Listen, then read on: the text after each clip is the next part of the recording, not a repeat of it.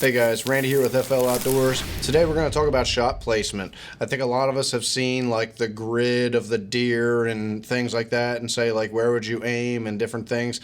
And obviously there's a lot to be said about it, and there's a lot of things that really come into play with every single shot, which really brings us a really big point. As a broadhead manufacturer, you're always going to hear, I hit my deer perfect with your broadhead and I didn't find the deer. Well, like the reality of the situation is, mankind has been shooting deer and animals, with bow and arrows for thousands of years, and so like every single shot that's ever been taken has been different. Like there's no two shots that are unique. The deer has a different personality, hears different things at that exact time, and whatever else. And the bottom line is, unless you have it on film that you can see what actually happened, there's no way to know 100%. And so, like, what we want to talk about today is kind of just shot placement, just some kind of general, obviously they say head down, head up. Sometimes they have more of a tendency to duck lower. There's times that you'll aim low and say, all right, I'm counting on him ducking, and they don't duck at all, So, like, they're definitely tricky, but the number one thing that I've found, at least in my experience, is allow yourself margin for error. So like if you're going and you're taking a 40-yard shot, if your 40-yard groups are this big, you don't want to tuck it right against the shoulder because there's a 50% chance you hit in the shoulder. Like I think most of us at this point that have been bow hunting for a little while know that when you hit one in the shoulder, your chances of recovery are probably 10% or less. Where if you hit one back a little bit, if you wait and don't bump it and don't track too soon, then you're going to find it like 98% of the time.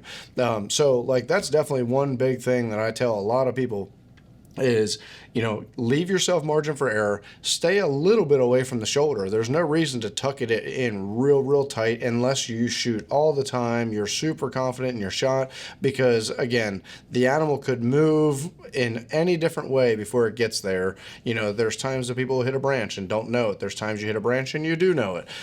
So, like, there's so many different variables to really consider. But, like, the number one thing that I've at least found, especially with Swhacker broadheads, is, like, if you shoot that thing straight through the back of both lungs, they're not going to make it 100 yards. If you shoot it right through the middle of the guts and you have a 2-inch razor sharp blade that cuts through every single thing right through the guts, and as long as you know you hit there, give it 6 or 7 hours. Let it sit overnight. If it's cold out, we know that when it's cold they stiffen up more and that makes them harder to get up, and so it's a better chance you go and recover it the next morning or something. So that's one thing too is there's people that talk about entrance holes. A Swhacker broadhead can have no less than a 1-inch entrance hole because the blades are exactly 1 inch wide.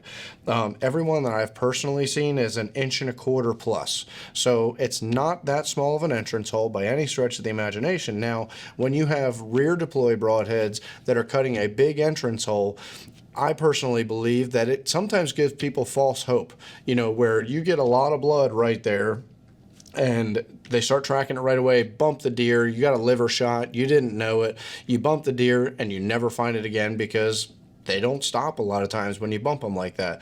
Whereas if you make that same exact liver shot and you're like, all right, I don't have a lot of blood, I'm going to back out. It's always safer to back out.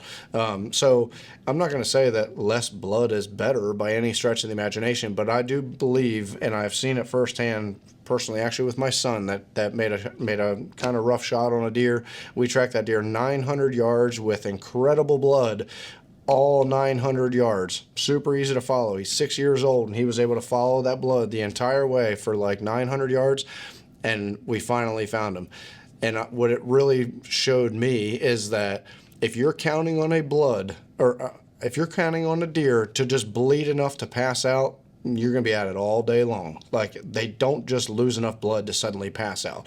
Like, you are going to have a vital hit because they're extremely tough animals and their will to live is like 50 times what any human is. So comment below like where you think you'd aim on this particular animal right here. So like all 3 of these shots are killing shots. If it doesn't move and it stands right there and just receives it, all 3 of these are killing shots, A, B, and C.